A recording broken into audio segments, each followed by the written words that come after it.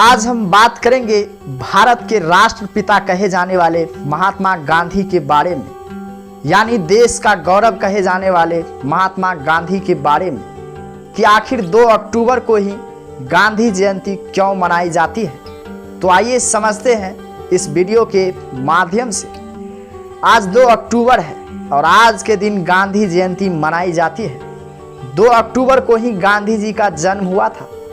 देश की आज़ादी में राष्ट्रपिता के योगदान को देखते हुए हर साल उनके सम्मान में 2 अक्टूबर को गांधी जयंती मनाई जाती है।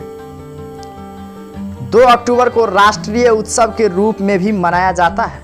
इस दिन सरकारी अवकाश होते हैं। इस मौके पर स्कूलों और सरकारी संस्थाओं में तरह तरह के कार्यक्रमों का आयोजन होता है। स्कूलों में निबंध प्रतियोगिताओं का आयोजन होता है। वहीं सरकारी कार्यक्रमों में गांधी जी को श्रद्धांजलि दी जाती है। उनके शिक्षाओं एवं आदर्शों के महत्व को बताया जाता है। गांधी जी का देश की आज़ादी में योगदान किसी से छिपा नहीं है। उन्होंने अहिंसा और सत्य के मार्ग पर चलकर ब्रिटिश शासन को हिला दिया और ब्रिटिश शासन को मजबूर कर दिया कि भारत की स्वायत्तता का सम्मान करते हुए उसे आज़ादी दे। उन्होंने सिर्फ भारत की आज़ादी में अहम भूमिका निभाई, बल्कि कई देशों में वे प्रेरणा का स्रोत बने। 4 महादेशों और 14 देशों में उन्होंने लोगों को नागरिक अधिकार आंदोलन के लिए प्रेरित किया। भारत में उन्होंने अंग्रेज के खिलाफ सविनय अवज्ञा जैसे आंदोलन से ब्रिटिश शासन पर आघात किया। देश की आज़ादी के वे आवाज़ बने और देश को एक धागे में पिरोने का काम किया। गांधी जी के कार्य का दायरा सिर्फ आज़ादी के आंदोलन तक ही सीमित नहीं था। उन्होंने एक बेहतरीन समाज और देश के निर्माण के हर पहलुओं पर काम किया। बापू ने भविष्य का आकलन किया था और स्थितियों और व्यापक संदर्भ में समझा। वह अपने सिद्धांतों के प्रति अपनी अंतिम सांस तक प्रतिबद्ध रहे।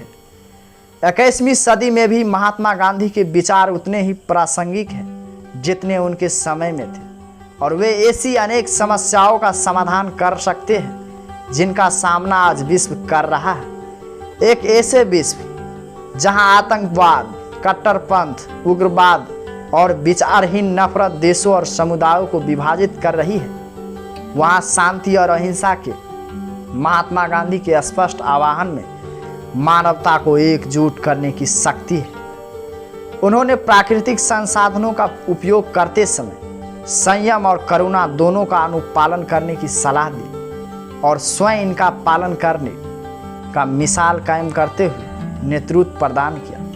वह अपना शौचालय स्वयं साफ करते थे और आसपास के वातावरण की स्वच्छता सुनिश्चित करते थे। वह यह सुनिश्चित करते थे कि पानी कम से कम बर्बाद हो और अहमदाबाद में उन्होंने इस बात पर विशेष ध्यान दिया कि दूषित जल साबरमती के जल में न मिले। 1941 में बापू ने रचनात्मक कार्यक्रम उसका अर्थ और स्थान नाम से एक लेख लिखा था, जिसमें उन्होंने 1945 में उस समय बदलाव भी किए थे जब स्वतंत्रता आंदोलन को लेकर एक नया उत्साह था।